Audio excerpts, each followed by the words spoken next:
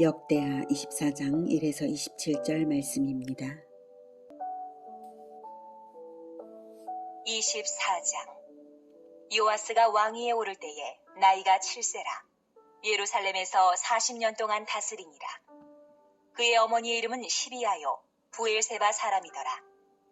제사장 여호야다가 세상에 사는 모든 날에 요아스가 여호와 보시기에 정직하게 행하였으며 여호야다가 그를 두 아내에게 장가들게 하였더니 자녀를 낳았더라.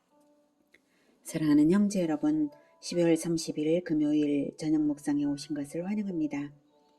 여호사밧의 아들과 손자 대에서는 여호사밧의 며느리인 아합의 딸 아달랴가 남편과 아들을 꿰어 바알을 숭배하게 만들었고 급기야 다윗의 왕손들을 다 죽이고 자기가 왕이 되었는데요.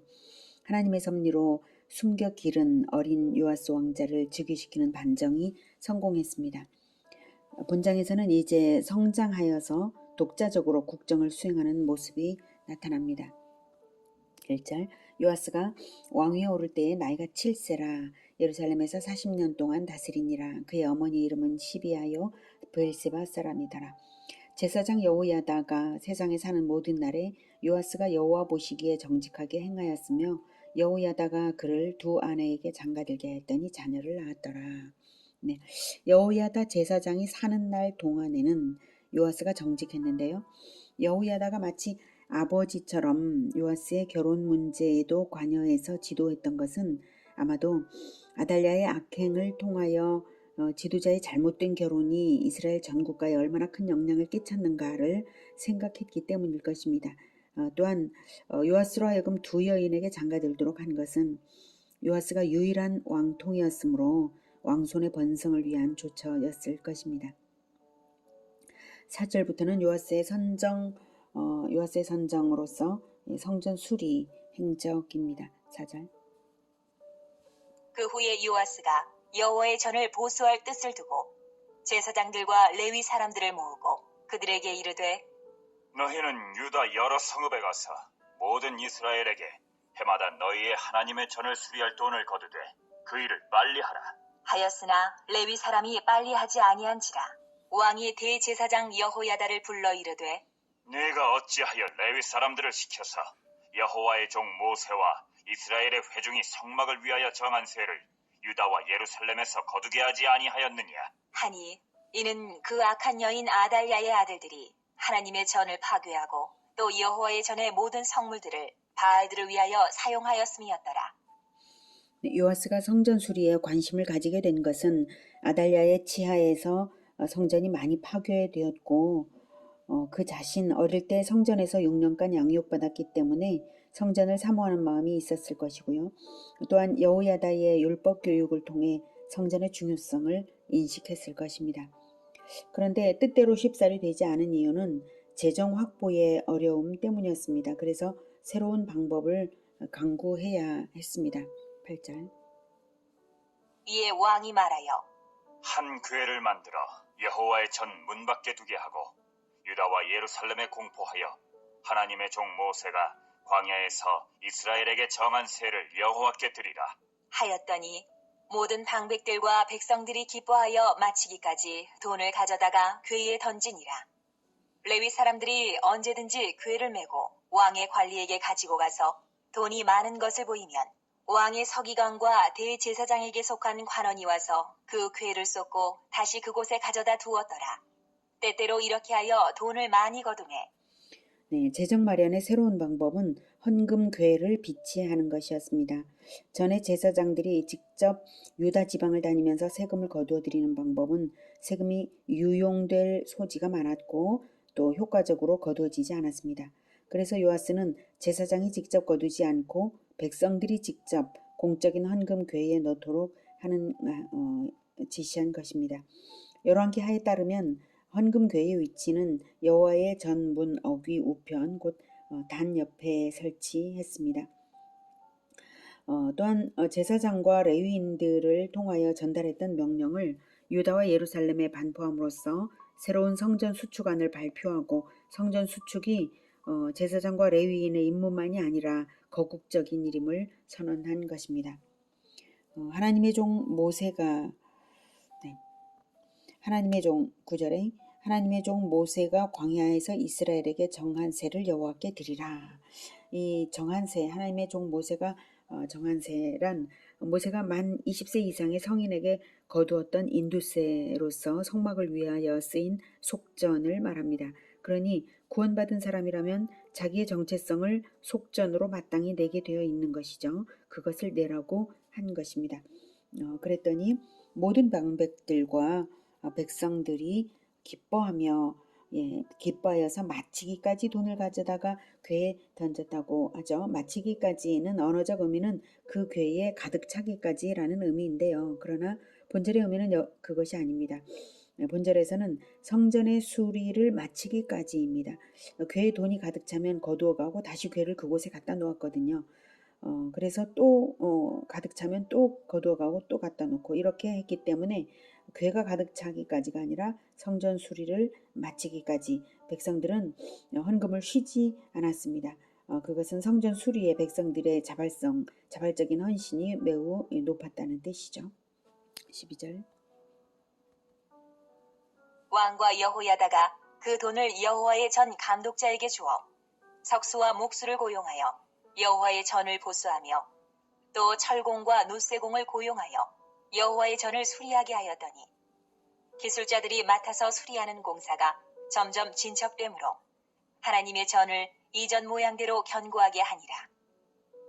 공사를 마친 후에 그 남은 돈을 왕과 여호야다 앞으로 가져왔으므로 그것으로 여호와의 전에 쓸 그릇을 만들었으니 곧 섬겨 제사 드리는 그릇이며 또 숟가락과 금은 그릇들이라.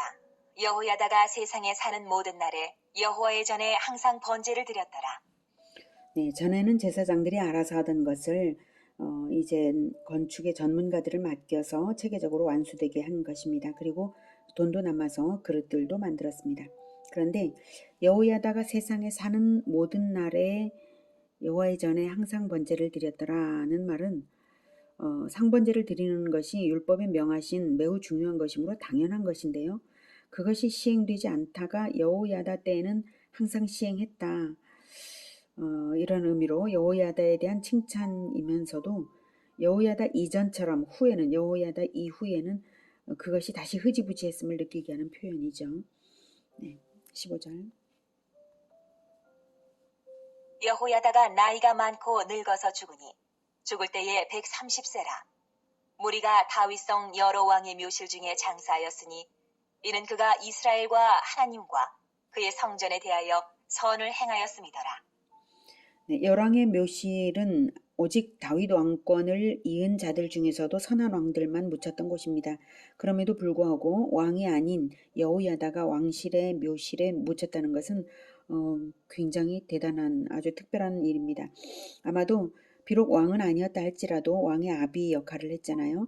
그리고 끊어질 뻔했던 다윗의 왕통을 잇게 하는 데에 결정적 역할을 했고요. 성전을 성결케 하고 제사제도의 성실한 시행을 했고 왕을 가르쳐 지도했던 그런 아비 같은 자였으므로 그랬을 것입니다. 17절 여호야다가 죽은 후에 유다 방백들이 와서 왕에게 절하매 왕이 그들의 말을 듣고 그의 조상들의 하나님 여호와의 전을 버리고 아세라 목상과 우상을 섬겼으므로 그 죄로 말미암아 진노가 유다와 예루살렘에 임하니라. 여호야다의 죽음은 큰 전환점이 되었습니다. 전에는 정치의 대소사를 여호야다와 의논하던 요아스가 이제는 유다 방백들의 말을 듣고 꾀임에 빠져서 우상 숭배를 한 것입니다. 그 유다 방백들은 아달랴 치하에서부터 바알을 숭배하던 자들이었을 것입니다. 그들이 여호야다의 죽음 이후에 본색을 드러낸 것이죠. 19절 그러나 여호와께서 그들에게 선지자를 보내사 다시 여호와에게로 돌아오게 하려 하심에 선지자들이 그들에게 경고하였으나 듣지 아니하니라. 이에 하나님의 영이 제사장 여호야다의 아들 스가랴를 감동시키심에 그가 백성 앞에 높이 서서 그들에게 이르되 하나님이 이같이 말씀하시기를 너희가 어찌하여 여호와의 명령을 거역하여 스스로 형통하지 못하게 하느냐 하셨나니 너희가 여호와를 버렸으므로 여호와께서도 너희를 버리셨느니라. 하나 무리가 함께 꾀하고 왕의 명령을 따라 그를 여호와의 전 뜰 안에서 돌로 쳐 죽였더라. 요아스 왕이 이와 같이 스가랴의 아버지 여호야다가 베푼 은혜를 기억하지 아니하고 그의 아들을 죽이니 그가 죽을 때에 이르되 여호와는 감찰하시고 신원하여 주옵소서. 하니라. 여호야다의 사후에 급변한 요아스는 우상 숭배를 자행했고 자비로우신 하나님께서 선지자들을 통해 설득하게 하셨는데도 돌이키지 않을 만큼 완고해져 버렸고 급기야는 여호야다의 아들 스가랴 선지자 겸 제사장인 자를 여호와의 전 뜰 안에서 돌로 쳐 죽이는 악행을 자행하기까지 했습니다. 그러니 스가랴가 죽을 때 여호와는 감찰하시고 신원하여 주옵소서 한 이 기도대로 심판을 안 당할 수가 없는 일입니다. 참으로 요아스가 이토록 돌변하고 돌아오지도 못하고 은혜를 원수로 갚은 이 행태는 인간 본성의 악함에 대하여 우리가 경악하고 좌절할 수밖에 없게 합니다. 신앙교육은 결코 완성이 없고 평생 교육이어야 함을 절실히 느끼게 하는 부분입니다. 23절부터는 요아스가 당한 심판입니다. 1주년 말에 아람 군대가 요아스를 치려고 올라와서 유다와 예루살렘에 이르러 백성 중에서 모든 방백들을 다 죽이고 노략한 물건을 다메섹 왕에게로 보내니라. 아람 군대가 적은 무리로 왔으나 여호와께서 심히 큰 군대를 그들의 손에 넘기셨으니 이는 유다 사람들이 그들의 조상들의 하나님 여호와를 버렸음이라. 이와 같이 아람 사람들이 요아스를 징벌하였더라. 요아스가 크게 부상함에 적군이 그를 버리고 간 후에 그의 신하들이 제사장 여호야다의 아들들의 피로 말미암아 반역하여 그를 그의 침상에서 쳐 죽인지라. 다윗성에 장사하였으나 왕들의 묘실에는 장사하지 아니하였더라. 반역한 자들은 암몬 여인 시므앗의 아들 사밧과 모압 여인 시므릿의 아들 여호사밧이더라. 요아스의 아들들의 사적과 요아스가 중대한 경책을 받은 것과 하나님의 전을 보수한 사적은 다 열왕기 주석에 기록되니라. 그의 아들 아마샤가 대신하여 왕이 되니라. 네, 선지자와 제사장의 경고를 무시하고 더 악한 길로 나아가던 요아스가 마침내 직면하게 된 것은 아람 군대의 침공이었습니다. 아람 군대가 침입한 직접적인 이유는 지중해 연안의 무역로를 확보하기 위한 것이었지만 근본적인 원인은 하나님을 버린 요아스에 대한 하나님의 징계입니다. 또한 24절에서 말하는 것처럼 유다 사람들이 그들의 조상들의 하나님 여호와를 버렸기 때문입니다. 그래서 요아스를 꿰어 우상 숭배를 하게 한 모든 방백들도 23절에 보면 모든 방백들이 다 죽죠. 모든 방백들 다 아람군의 죽임을 당했습니다. 이 전쟁에서 유다가 군사적으로 압도적 우위를 점했음에도 불구하고 대패하고 왕이 중상을 입게 되었는데요. 설상가상으로 자기 신하들에게 살해당하고 말았습니다. 그 살해당한 이유가 바로 제사장 여호야다의 아들들의 피로 말미암아 반역하여 그를 그의 침상에서 쳐 죽였다라고 분명한 이유를 말하고 있습니다. 여호야다의 아들 한 명만 죽은 게 아니라 또 더 많이 이제 아마 가족들도 죽인 모양입니다. 그래서 여호야다의 아들들의 피라고 말하고 있습니다. 하나님께 배척당하면 사람에게도 배척당하는 것입니다. 그렇게 해서 왕실의 묘실에는 장사하지 아니하였더라는 것은 왕으로서 인정되지 않았다는 뜻입니다. 여호야다 제사장의 죽음을 기점으로 전반과 후반이 극명한 대조를 이루는 인생을 살았던 요아스의 한 생애, 이 한 생애를 통해 우리는 신앙에 따라 축복과 저주의 극명히 다른 결과가 있음을 또한 봅니다.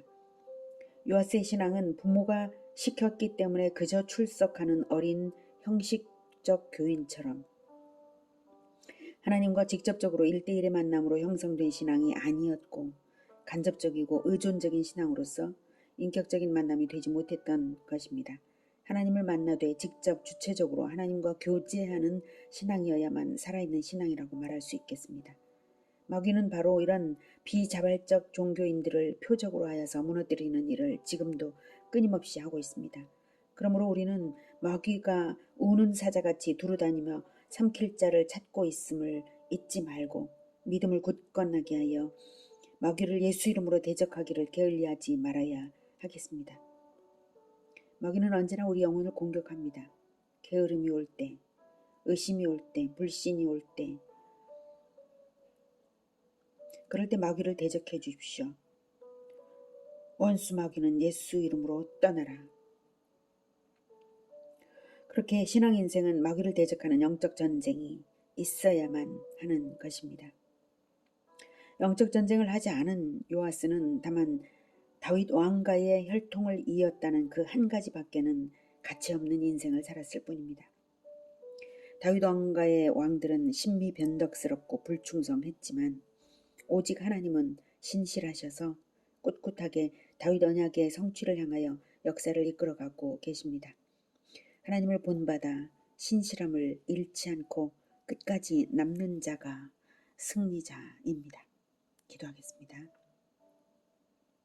하나님, 우리의 믿음이 중간에 변질하지 않을 수 있기를 간절히 원합니다. 우리의 마음이 얼마나 쉽게 변질되는지요. 하나님의 말씀을 듣고 돌아서면 잊어버리는 우리들입니다. 하나님 아버지, 우리를 불쌍히 여겨주셔서 늘 성령으로 충만케 해주시고 우리를 날마다 새롭게 말씀으로 씻어 주시옵소서. 평생 하나님의 말씀으로 가르쳐 주시옵소서. 우리가 하나님의 말씀을 평생 배우며 결코 곁길로 나아가지 않고 원수 마귀가 우리를 속일 때마다 예수 그리스도의 이름으로 쫓아내며 오직 우리 주 예수 그리스도를 따르겠습니다. 주님 도와주시옵소서. 신실하신 하나님이시니 신실하신 하나님의 아들들인 우리가 끝까지 신실하게 나아가겠습니다. 주님 도와주시옵소서. 예수 그리스도 이름으로 기도드립니다. 아멘. 이어지는 시간은 개인 기도 시간입니다.